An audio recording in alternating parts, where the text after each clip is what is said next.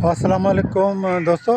जीअं त इंसान जेको आहे उहो अज़ीम आहे ऐं रब ताला जेके तख़लीक़ात कयूं आहिनि, कुदरत जेके तख़लीक़ात कयूं आहिनि, उन में यकीनन जानवर बि आहिनि, पखी पखण आहिनि, ज़मीन आहे, आसमान आहे, दरिया समुंड आहे, जबल आहिनि, जंगलात आहिनि, बाग़ो बग़ार आहिनि ऐं हर शइ आहे जेकी इहा हुअणु घुरिजे।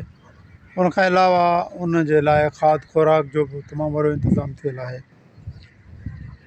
पर इंसान उन में अशरफुल मख़लूक़ात इन जे करे आहे त उन वटि सोच आहे ऐं उन वटि सम्झ आहे ऐं हू उन जे अंदरि हिकिड़ो अहसासु बि आहे।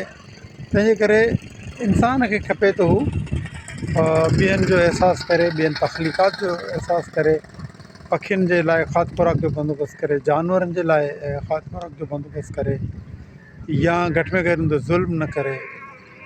उन सां गॾु गॾु इंसान जेको आहे उहो दरिया आहे, समुंड आहे, जबल आहिनि, ज़मीन आहे, उन जे लाइ बि थोरो उन वटि अहसासु हुअणु घुरिजे।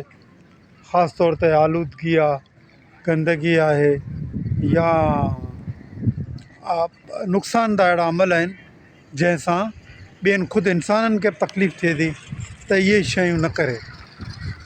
सो मुंहिंजे अॼु हिन ब्लॉग बनाइण जो मक़सदु इहो हो त इंसानु अज़ीम आहे ऐं उनखे ॿियनि जो यकमुश्त अहसासु करणु घुरिजे।